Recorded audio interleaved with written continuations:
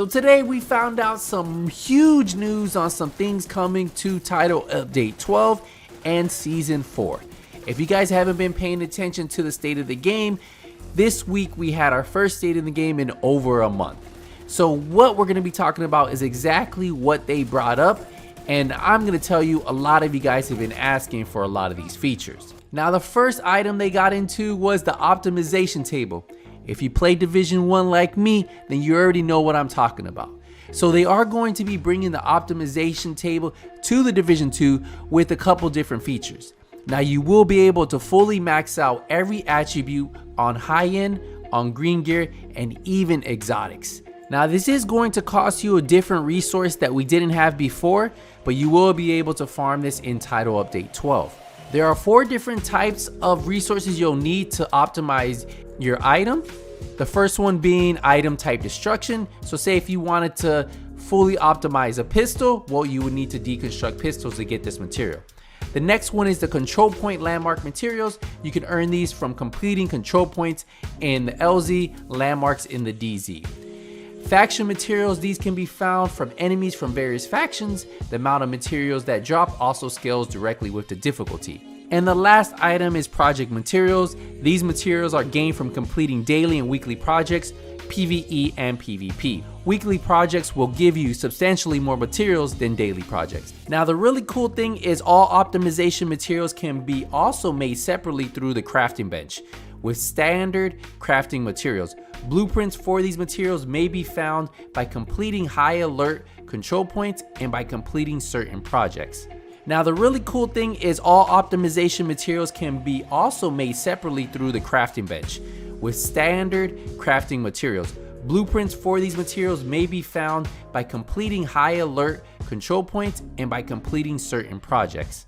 Now they also got into Title Update 12 improvements for the summit, and those improvements were actually pretty impressive to hear. The 3 topics they did touch on were challenges, accommodation, and then of course improvements. Now if we look right here, you can see summit challenges, and then on the right hand side you can see challenges reward. You get XP at challenge reward 19, you get XP and targeted loot items. On challenge reward 20, you get XP named item cash, summit challenge cash, a blueprint, and then spec points. And then on challenge reward 21, back to just XP. So as you guys continue to do these challenges and keep going up, you'll get different rewards. Now if we just look at this one right here, punishing precision, it says destroy enemy weak points, 0 out of 20. Now once you complete that, that'll be 1 challenge completed. Now you can activate 2 challenges at once, 1 tactical and 1 ascent. Each can be completed once per ascent, and all finished challenges reset on 100th floor completion. Now there will be a tab on the mega map screen to activate these challenges. Now there will be rewards, XP, targeted loot, summit challenge caches, the optimization and recal materials. But then there are milestone rewards, blueprint plus special points. This is 10th and 20th and 30th challenge complete. New exotic assault rifle, you'll get it on the 5th challenge completed. Named item cache on the 20th, and then exotic cache on the 30th. For all of you accommodation hunters, yes, the summit challenge now has accommodations. So for everybody who's been asking, remember these accommodations give you accommodation points, and sometimes they give you arm patches. So if you're on the hunt for these accommodations, well, this was for you. Now they wanted to address the targeted loot issue where people were saying they weren't getting targeted loot. Well, now when you complete certain levels, not only will you get a checkpoint at the top, you'll get the XP, plus you'll get 1 targeted loot item. Now this tends to drop on floors 3, 6, 9, 10, and then 13, 16, and so on all the way to the top. Now all the targeted loot is based on your current personal targeted loot selection. So it's guaranteed targeted loot rewards on those floors when you complete them. Now I know a lot of you guys know that we had a project that once you completed the summit weekly, you would get an exotic cache, a named item, a crafting blueprint, plus you would get some tech points for whatever specialization you were working on. Well, that all changed.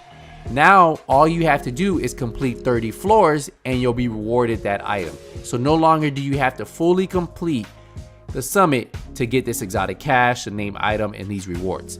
So that was actually really cool to hear, because completing the summit weekly was a grind if you really didn't want to have to grind that. You wanted to play other things in the game.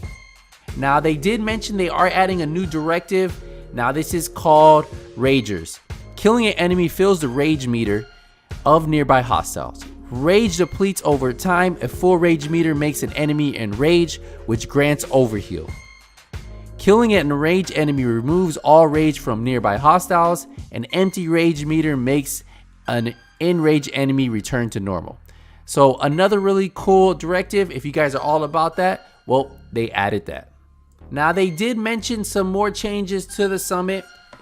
They added more objectives to the summit. They reduced the frequency of those drone objectives.